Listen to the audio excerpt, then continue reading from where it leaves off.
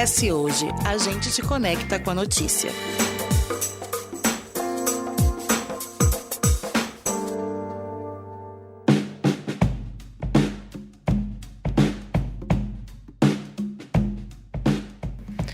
O 8 de março é o Dia Internacional da Mulher. Muitas pessoas consideram a data apenas como uma homenagem às mulheres, mas diferentemente de outros dias comemorativos, ela não foi criada pelo comércio e tem razões mais profundas. Sua origem tem algumas explicações históricas. No Brasil é muito comum relacionar ao incêndio ocorrido em Nova York no dia 25 de março de 1911, em uma fábrica que matou 146 trabalhadores, 125 mulheres, e trouxe à tona as más condições enfrentadas por mulheres na Revolução Industrial. Exemplos desses casos são a grande passeata que aconteceu em 26 de fevereiro de 1909 em Nova York, quando cerca de 15 mil mulheres marcharam por melhores condições de trabalho, ou em agosto de 1910, quando a alemã Clara Zetkin propôs na segunda Conferência Internacional das Mulheres Socialistas a criação de uma jornada de manifestações. Mas o 8 de março acabou prevalecendo graças à onda de protestos contra a fome na Primeira Guerra Mundial que tomaram a Rússia em 1917 e que acabaria levando à Revolução Russa.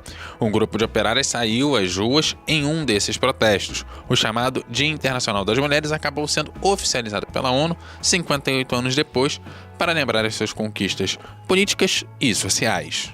Poderíamos falar aqui sobre questões como a violência contra a mulher, as desigualdades no ambiente de trabalho e outros inúmeros desafios que as mulheres enfrentam todos os dias por aí. Mas dessa vez, a ES Ouve escolheu falar de ações em prol das mulheres. E para tal, convidamos Fabiola Mosini, produtora executiva e coordenadora do coletivo Cine por Elas, que tem como objetivo reunir, projetar, discutir, democratizar o conhecimento e movimentar as mulheres capixabas. Bem-vinda, Fabiola!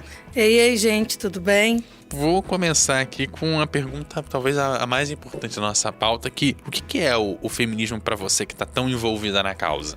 O feminismo virou palavrão, né, de um tempo para cá já. A gente fala, a mulher é feminista e já fala, é aquela que não raspa o sovaco, ou que é a mulher que...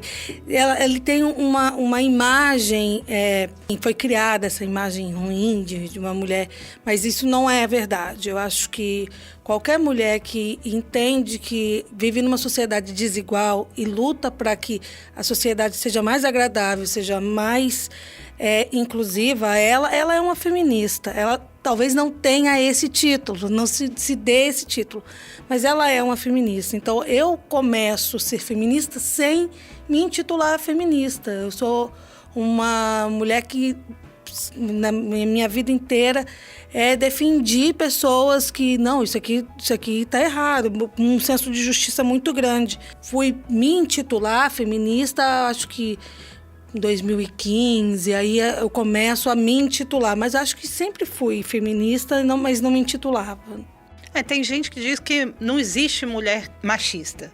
Existe mulher que reproduz o machismo, mas não machista, que toda mulher é feminista.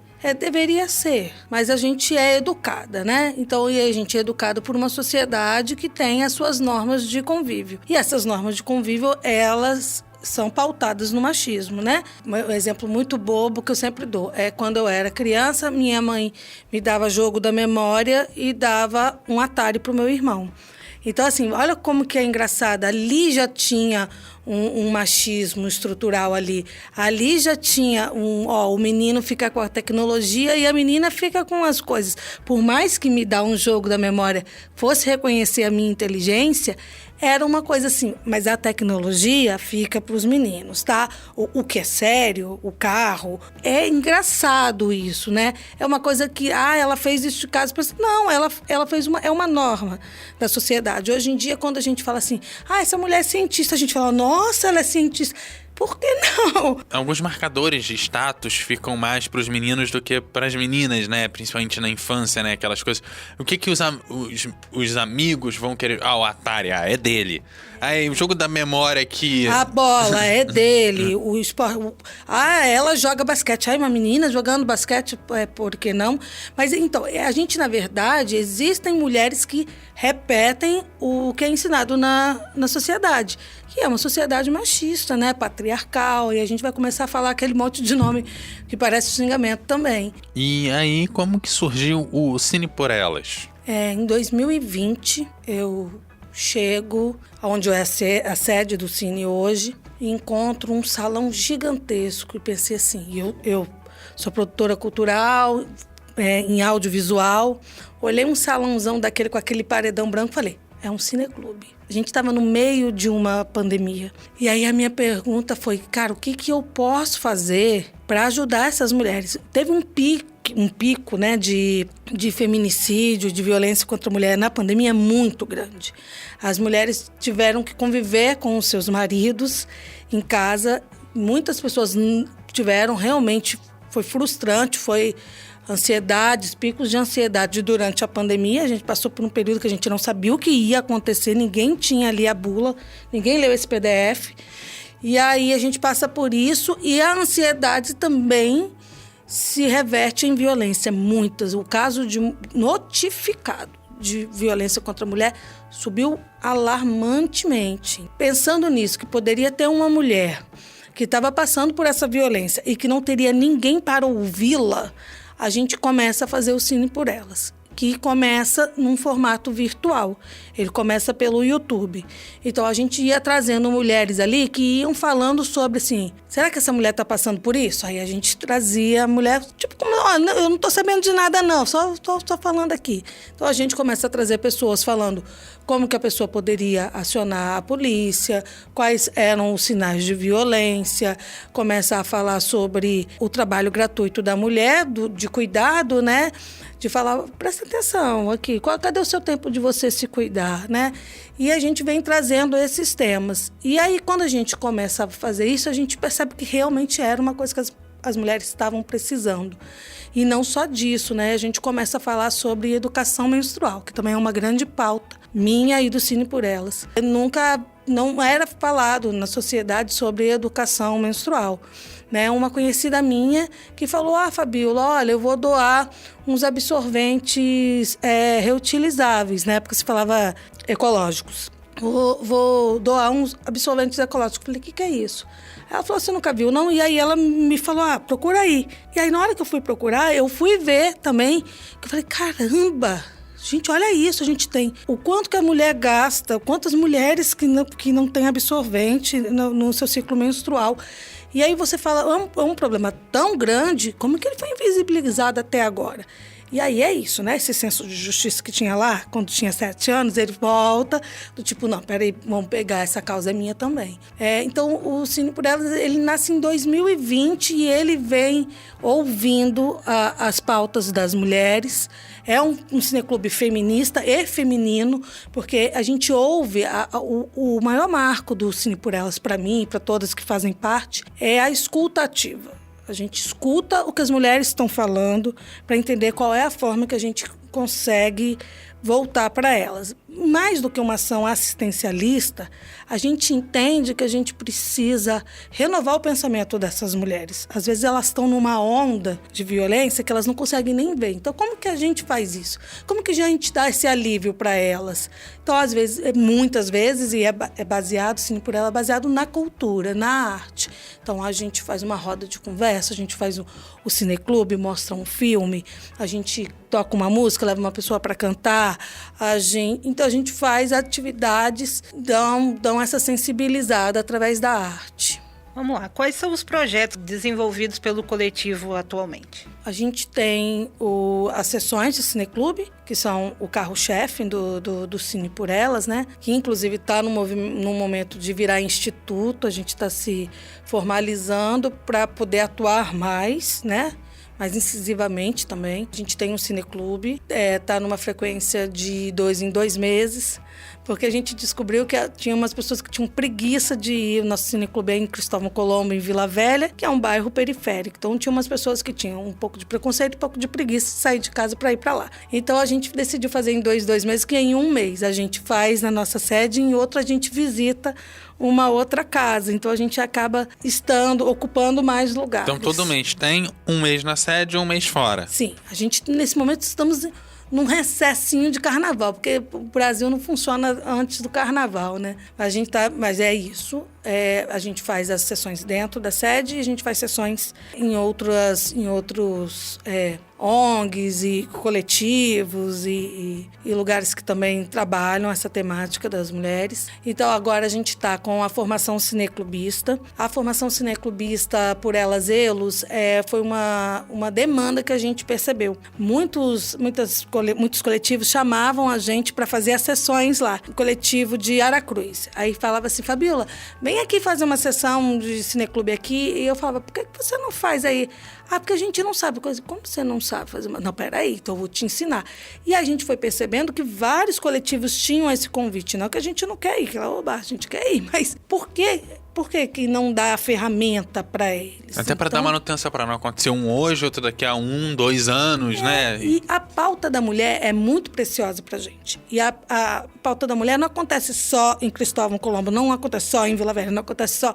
Ela acontece em todos os lugares. Então, nós não pensamos em uma coisa unificada, a gente pensa uma coisa pulverizada. Quanto mais coletivos de mulheres falando sobre a pauta das mulheres, genial, é maravilhoso pra gente.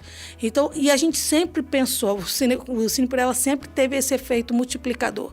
Tudo que a gente faz nunca é pra gente, é para multiplicar, é para outras mulheres terem essa... A gente fala, você quer? Copia aqui. A gente não tem problema disso, porque a gente entende que a gente não está retendo nada. E se a gente estiver retendo também, a gente não está fazendo o propósito da gente, que é tentar melhorar a vida de uma mulher que está precisando. Então, na formação cineclubista, tem esse efeito multiplicador. A gente vai, voltando ao exemplo de Aracruz, aí nós vamos lá em Aracruz, mobilizamos aquele grupo, são 2 dias de aula, então a gente vai explicar a história do cineclubismo no mundo, no Brasil, no Estado. Vamos falar sobre outros cineclubistas feministas, cineclubes feministas que tiveram aqui no Estado. Nós não somos o primeiro, nós fomos influenciados, nós temos ancestrais. E aí a gente vai passar a gente também como um ponto de apoio. Olha, pode fazer, dá certo, pode fazer. Se tiver alguma dúvida, me chama, sabe? Me manda um zap. Esse é mais um dos projetos, né? Um outro projeto bem novinho do Cine é o Erguer a Voz. O Erguer a Voz, ele acabou de ser aprovado, e ele é uma roda de conversa feito por 2 terapeutas dentro do Cine por Elas, é formado por muitas mulheres, mas a gente tem a Sara Abner e tem a Cláudia Salles, são 2 psicólogas que tem dentro do Cine, que fazem parte da direção do Cine, e a gente muito preocupado com as nossas mulheres da região 5 de Vila Velha. A gente está fazendo Erguer a Voz em Normília, junto com o projeto Mais Amor, que aí a gente chega lá uma vez por semana, faz uma roda de conversa, traz uma didática cultural, traz uma conversa para essas mulheres entenderem o quanto elas estão permeadas pela violência e como elas podem sair, quais os organismos que elas podem chamar, em um caso né? Então, assim, é uma forma de fazer uma educação, uma formação contra a violência, né? Uma formação pela equidade de gênero. Né? Aí, vou continuar, que tem projeto aberto aqui. Vai falando aí. Eu, Fabiola, particularmente, né? Aí fora do Cine, mas 50% do Cine, coloca aí. Eu tô com o Fabulosas. O Fabulosas já vem por uma outra via, que eu quase me formei em letras português na UFES, e eu tenho essa coisa da literatura comigo, tanto que a gente tem a Biblioteca do Cine por Elas, que também é outro projeto, mas eu já falo. Então, eu sempre tive essa coisa da literatura, e sempre achei que as mulheres na literatura são muito apagadas. Um homem, para estar na literatura, basta ele escrever um livro. Uma mulher, para estar na literatura, ela tem que ser a melhor escritora do mundo. Gente, pelo amor de Deus, né? Mas existem a gente trabalha dobrado. Existem uns espaços que, em si, eles eram para dar voz. Para que você escreve um livro se não é para dar voz? E aí, esse próprio espaço silencia a voz. Não dá muita lógica, mas voltando, a gente tem mulheres escritoras fabulosas aqui no Estado. E eu estou falando só do estado, a gente nem fez essa pesquisa. Então, eu e Mara Coradello, a gente conversando, Mara falou, Fabíola, eu tenho um projeto aqui, uma ideia de um projeto, quer fazer comigo? Eu falei, chamou, bora, eu vou, né? Aí a gente começou a fazer o Fabulosas, que é um podcast sobre as mulheres que escrevem aqui na capital. A gente está com essa primeira temporada do Fabulosas, que vai ser lançada agora dia 7. Se chama Fabulosas Mulheres que Escrevem, se vocês quiserem procurar lá. E a gente vai falar sobre 5 escritoras capixabas que são renomeadas no mundo inteiro, mas os capixabas não sabem o nome delas. Então, assim, a mais conhecida, vou dar um spoiler aqui, não podia dar não, mas a mais conhecida, assim, é, exemplo, a Carmélia. A Carmélia é um nome mais difundido na cultura capixaba, Carmélia Maria de Souza. E a gente fala, quem é a Carmélia? Muita gente responde. Basicamente é o nome da fundação, né? É isso que eu pensei. Quem é Carmélia? Tem gente que fala, é uma atriz. Aí você fala, por que é uma atriz? Ué, não tem um teatro com o nome dela? Isso é muito comum. Para mim, é quase um sacrilégio, porque conheço, tenho um apreço, tenho um carinho. Carmélia é quase minha companheira, sabe? Mas é muita, 70% das pessoas. E é um patrimônio, Carmélia é um patrimônio nosso. E não é só ela. Tem mulheres que você vai ouvindo o podcast, você vai falando, meu Deus, como é que eu não conhecia essa mulher? Essa mulher foi muito importante. Essa mulher tem conhecimento. Os italianos importaram essa mulher para escrever para eles. E a gente aqui, nessa nossa síndrome de vira-lata que nós temos. Então, é um momento de colocar luz e divulgá-las e enaltecer, porque essas mulheres têm que ser faladas, têm que ser vistas, tem que fazer um Google e tem que aparecer elas, entendeu? Você faz um Google delas, é triste, não aparece, entendeu? Então, aí não é nem verbete na Wikipedia, isso que é o que mais dói. E assim, quando tem 3 frases. Exatamente. E são mulheres, se fossem homens, eles estavam ali aclamados, mas é uma dificuldade muito grande de reconhecimento. A ideia é essa, é reconhecer essas mulheres, mesmo que depois, passado, já falecidas, mas reconhecê-las, não se perdeu o que elas fizeram. E temos a biblioteca do Cine por Elas. A ideia da biblioteca é que quando a gente fala de arte, a arte ela é muito permeada por várias, né? Você está falando do audiovisual, mas para fazer um filme você tem que ter um roteiro. Para fazer um roteiro você tem que escrever. Para escrever, então assim, ela tem todas as artes, elas se comunicam. E, de uma certa forma, os livros ali, às vezes, eles servem até como um oráculo. As pessoas chegam e falam, nossa, Fabíola, muito bom esse assunto aqui da agroecologia das mulheres capixabas, que foi um tema da gente, por exemplo. E aí eu falo, você gostou? Então pega esse livro aqui, lê um pouquinho mais. E é isso, a Biblioteca do Cine é isso. Ela é vou dizer que é um oráculo da gente. A gente está com mais de 200 livros, todos, 98% escritos por mulheres. Então, tem livros teóricos, tem livros de poesia, tem livros de mulheres capixabas, que tem uma seção só de mulheres capixabas, de ficção, tem livros de romance, tem todos os tipos de livros ali. Então, não é uma biblioteca feminista. Não, é uma biblioteca de mulheres, escrito por mulheres. E eu às vezes faço essa pergunta, quantas escritoras mulheres você conhece? Aí você vai forçar a cabeça. Quantas escritoras mulheres você conhece? Eu tenho uma que eu já falei pro pessoal, quero me livrar dos livros que sempre me dá dor de cabeça, sabe? Eu falo com o pessoal, eu gosto muito da Amy Rice, que é de fora e tal, mas eu falo, eu não consigo, passo longe dos livros, porque você pega, aí a capa legal, aí você vira por trás. Assim, quando você vê, você tá dormindo com o livro. Não é todo dia que você pode pegar o livro e dormir com ele, não fazer outra coisa da vida. Então, assim, tem algumas mulheres que, de fato, eu tenho um pouco esse apego, esse coração. E digo, passo longe do livro não por ser mulher, porque é tão bom que se eu pegar no livro, acaba meu dia. Então é melhor passar longe. Esconde isso aí para não perder o dia. Porque se eu te perguntasse quantas mulheres negras escritoras você já leu, é muito capaz de você falar Zero. E existem muitas e geniais. A gente tem a Conceição Evaristo aí, que é a que todo mundo vai lembrar, mas a gente pode, aqui no estado a gente tem Sueli Bispo, mas se você for pegar, dá um papel aqui, a gente vai na lista, mas, Fabiola, isso é comum? Não, isso não é comum. Isso é a gente reeducar as mulheres para entender que nós podemos estar em todos os lugares. Nós podemos e devemos, é difícil, tem que ter resiliência, paciência, não pode matar o amiguinho, mas a gente tem que ocupar os nossos lugares. E nós, mulheres, que temos um pouquinho mais de espaço, temos que usar o nosso espaço para mostrar às outras mulheres geniais que existem, que fazem trabalhos excelentes e que têm essa dificuldade de encontrar o espaço. Eu acho que é uma mulher olhando por outra mulher. É a coisa, Fabiola, é a sororidade. É a sororidade e é a dororidade também. A sororidade é quando uma mulher pensa na outra. E a dororidade, ela vem com uma coisa interseccional que é de...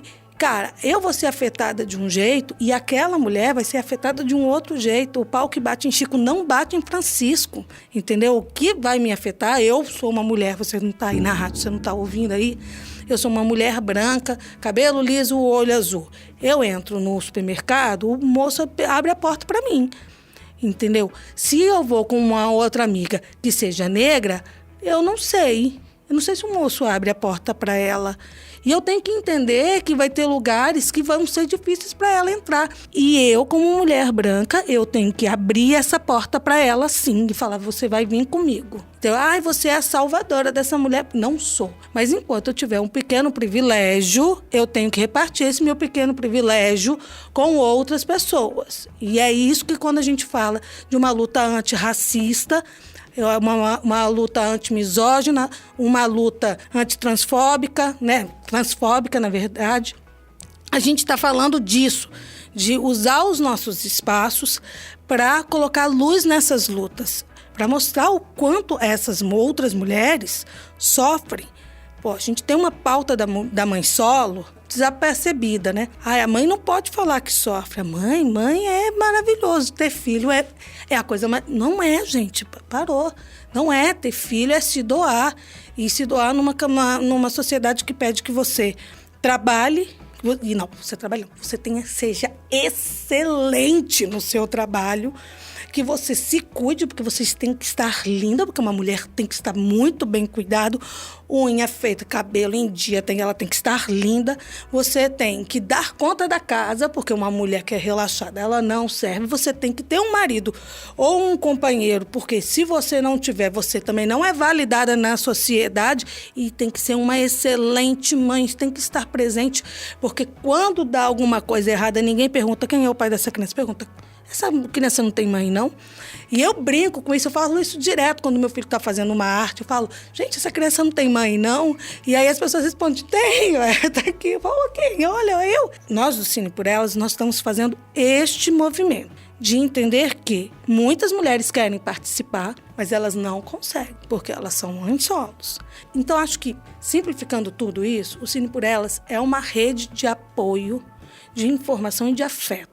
Muitas mulheres entraram ali buscando uma educação, nem falei do Segue o Fluxo, buscando uma educação menstrual, que é o projeto Segue o Fluxo. A gente começou com ele no formato cinema. Depois a gente entendeu que a gente precisava multiplicar o conhecimento da costura do absorvente. A gente tem uma grande costureira empresária, minha amiga, apaixonada por ela, que é a Giovana Bazzoni. Giovana costura, eu acho que é a única empresa que costura absorvente reutilizável aqui no estado, que se chama Chão de Casa. E aí a gente chama a Giovana para junto da gente para dar essa educação menstrual. Giovana ensina essas mulheres a costurar e a gente faz o Segue o Fluxo Ciclos.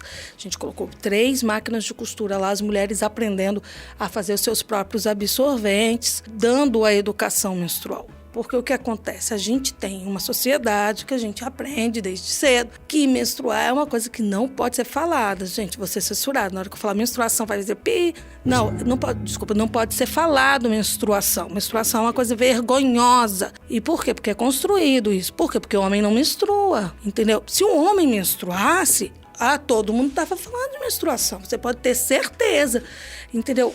É uma questão de que é construído, que é sujo, que é feio, que é fedorento, que é ruim, que te deixa mais frágil que você. E as meninas, quanto menores, quanto mais adolescentes, elas sentem essa narrativa.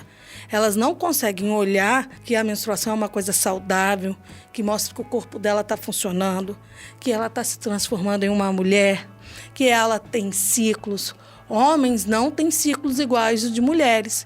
E a gente faz uma sociedade para os ciclos dos homens. A gente não faz uma sociedade para os ciclos das mulheres. E aí, quando existem o ciclo da mulher, a sociedade reclama. Nossa, mas você está menstruada de novo? É uma vez por mês, inclusive, às vezes 2.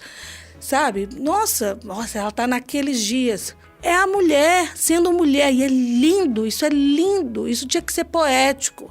Isso tinha que ser ensinado quando criança. Olha, vai acontecer uma coisa maravilhosa com você. Você vai se transformar em uma mulher, você vai poder... vai acontecer várias transformações no seu corpo. E para isso acontecer, o seu organismo vai menstruar. Tem um outro papo, que é outro viés, que eu falo que, claro, não tem nada a ver com a questão do ciclo em si, do cuidado com a mulher e das questões assim mais profundas de você com o seu próprio corpo. Que eu acho que isso é das mulheres e não tem por que eu me meter, até porque passo longe de estar perto disso. Pro lado que eu falo dos homens e dos adolescentes que estão ali, cara, a melhor coisa que você pode fazer, principalmente quando você de fato vai ter uma parceira do lado, pode ser a mulher que você casou, pode ser a pessoa que você tá ficando, uma pessoa que você gosta de ver. Pode ser uma irmã, todo mundo tem mãe. Eu não vou nem entrar aí, porque eu não tô nem chegando aí, mas pra sociedade com a irmã, com a mãe, com todo mundo, entender o que tá acontecendo é pra você poder ser suporte pra quem tá do seu lado, pra pessoa com quem você trabalha, pra bom convívio em casa e tal. Agora, pro dia a dia, que eu falo assim, você vai sair na noite, você vai ter uma namorada, vai ter alguém que você tá ficando, você quer que a mulher entregue o sexo da tua vida, então conheça o ciclo dela, porque você vai entender como é que funciona, vai saber quando tá bem, quando que tá legal. E mais do que isso, você inclusive aprende uma coisa que é mal ensinada na escola, que é você, sabendo do ciclo menstrual, você ainda faz prevenção à gravidez ao mesmo tempo. Então, você não quer ter filho e quer passar longe. Então, você também precisa aprender para ter esse controle. Você vê, eu tô falando aqui de, primeiro, saber para gerar bom convívio é uma das coisas. Depois tem as questões sexuais, o desempenho de todo mundo, o seu, do outro, até porque se você tá no momento mais propício para sentir as coisas, fica mais agradável para todo mundo. Gera prevenção à gravidez, principalmente aonde se passa mais vergonha, que é na adolescência. Também já em outros programas aqui, quando a gente vai falar das questões de sexualidade, até você ter uma certa coragem, falo pros meninos mesmo, de pegar a camisinha, botar não sei o que, dá trabalho, porque tem um cara que não sabe abrir o pacote direito, tem outro que não sabe botar, tem um cara que, mas tem que estar duro o negócio. Então, você vê uma série de coisas que... Tô falando aqui das coisas que envolvem os meninos, mas que em algum grau vai refletir nelas. Eu acho que são coisas que precisam ser faladas, ser comunicadas, porque no final das contas, e isso vai reverberar em muitas coisas da nossa sociedade, que vai ser a gravidez na adolescência, que normalmente também gera mãe solo. Ser o cara que de repente vai abandonar. Né? Não deveria. Porque se a gravidez ela não acontece espontaneamente. Aconteceu... Ninguém faz com o dedo, né? Dizem que aconteceu com Maria espontaneamente, mas, tirando Maria, não acontece espontaneamente, entendeu? Então, se uma menina fica grávida, logo um menino deveria ficar grávido também. Como que acontece a mãe solo? É uma permissão da sociedade, né? Há uma semana atrás houve um caso de uma menina desesperada que tentou fazer um aborto dentro de um banheiro. Não vai me falhar agora em qual município aqui do estado foi. E aí houveram alguns comentários do tipo, nossa, essa mulher, nanã. Aí a gente falou, peraí, essa mulher, ponto, vírgula, ela não fez sozinha, cadê o homem? que também fez, que gerou essa criança, ela vai ser presa? Ele tem que ser preso também, porque a responsabilidade é meio a meio. A gente volta a sua fala no sentido de falta de educação. Um ponto a mais que você falou de ter o cara, se a gente de fato quer defender que o cara esteja ali, que esteja junto, a prevenção não só pro lado dele, mas que ele tenha consciência do lado delas também, precisa ser falado, precisa ser informado, precisa estar na cabeça dele. A educação menstrual, ela não é uma educação para meninas, é uma educação para a sociedade. Não é quem menstrua que precisa se educar, é toda uma sociedade, porque nós somos 50% de mães e o resto são nossos filhos. Então, a gente tem que entender o poder que as mulheres têm. As mulheres foram dito para elas que elas não têm poder, porque no momento que atiçar o formigueiro, ninguém vai segurar. E eu não estou falando isso para as mulheres sair na rua gritando, não. Eu estou falando isso para a mulher entender a importância que ela tem de se gostar. A educação menstrual, ela parte por vários, mas o primeiro é a mulher tirar esse estigma que a sociedade dá a ela de que ela é inferior porque ela menstrua. Ai, mas você menstrua, então você não é tão boa para trabalhar porque você perde aí pelo menos 4 dias de mau humor, aí eu tenho que aguentar. Está melhorando agora, sim. A gente já tem um plano do governo de distribuição de absorvente. Não é 100%, não chega para todo mundo, nem sempre dá, mas vou fazer uma. Vamos lá, galera, imagina comigo, tá? A gente está numa casa de periferia que é composta por uma avó, porque graças a Deus existem as avós nessas casas, que é elas que dão o suporte para a mulher trabalhar. A mãe solo, a avó que também foi mãe solo, né? A mãe solo e mais 3 meninas. Vamos lá, estamos aí com 6 pessoas. É isso?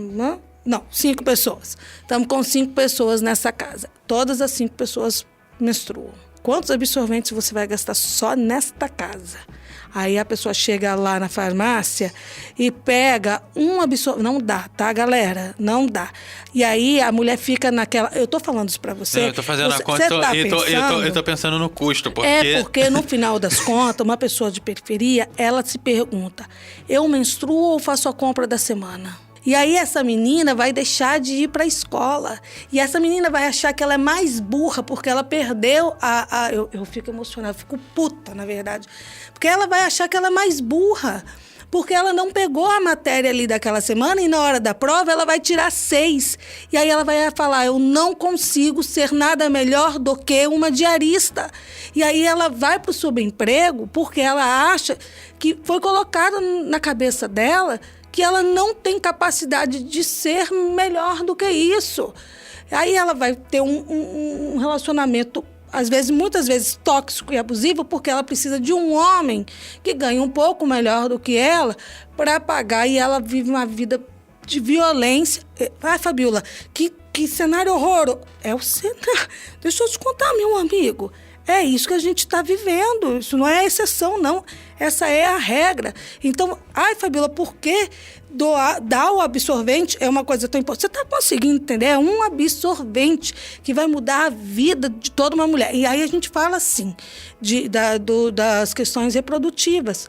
Porque essa menina, quando ela engravida, ela tem que parar a vida dela. Ela vai ter que parar de estudar. Ela não vai conseguir trabalhar. E aí, isso vai fazer ela também entrar no subemprego. Pegar qualquer emprego, porque ela precisa alimentar aquela boca. E por muito... a gente não consegue, né? Imagina, a sociedade, ela não consegue imaginar uma mãe que abandona um filho. Uma mãe que abandona um filho? Execrável. Mas e esse tanto de pai aí que abandona os filhos? Então, quando a gente absorve a mãe solo no nosso projeto, a gente entende que essa mulher está numa pressão tão grande, ela já sofreu tantas violências, que ela precisa desse espaço até para respirar, para ela entender que ela pode ter mais do que um subemprego, ela tem um apoio. Certo. Para finalizar, Fabiola, eu queria que você falasse sobre como a gente acha o Cine por Elas, como a gente pode fazer parte do coletivo, ou como uma mulher que precisa de uma ajuda, de um respiro aí, de uma fonte de inspiração, de repente, e como podemos fazer para ajudar? Como é que a gente encontra o Cine por Elas? O Cine por Elas, ele tem uma sede que fica na rua Anhanguera 16, em Cristóvão Colombo. É lá que está a nossa biblioteca e onde está o Cine Clube. Você encontra a gente mais fácil no Instagram, que é o @Cine por Elas. Nesse Instagram a gente responde, então a gente está sempre ali e é lá que a gente divulga todas as nossas atividades. Então agora vocês também vão conseguir, a gente está indo agora fazendo a formação, então a gente está indo nessas cidades e aí essas ações também dificultam um pouco mais as sessões, mas a gente a partir de abril começa as sessões novamente e a gente divulga sempre, manda para a assessoria, né? E divulga no Instagram. E vocês também, queria convidar as pessoas, porque agora no dia 7/3 a gente vai ter a Marcha das Mulheres. Então o Cine por Elas vai estar lá também, representado, que é o 8M, né? Aqui no estado todo, 8 de março, a gente junta todos os coletivos e fóruns de mulheres e faz uma marcha. Ela vai sair da Praça Costa Pereira às 9 horas da manhã, no dia 7/3, e vai até o Palácio do Governo, que aí lá a gente leva todas as nossas pautas e todas as nossas faixas, e que passa por muito do que a gente falou aqui hoje. É isso, vou agradecer a sua presença aqui, volte sempre. E lembrando que aqui a gente sempre te convida a debater, refletir, sobretudo a se informar. O ES Ouve tem edição e apresentação de Eduardo Couto, texto e produção e também apresentação de Carol Boeri e a direção de jornalismo de Daniele Coutinho. Galera, aquele abraço e até a próxima.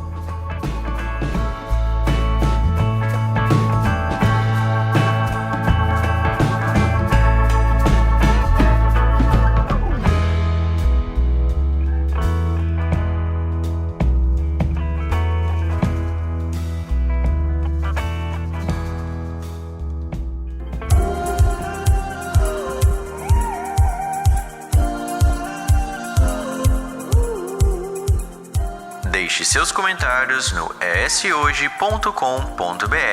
É lá que você se mantém informado toda semana. E nos siga nas redes sociais com @eshoje e no nosso canal do YouTube.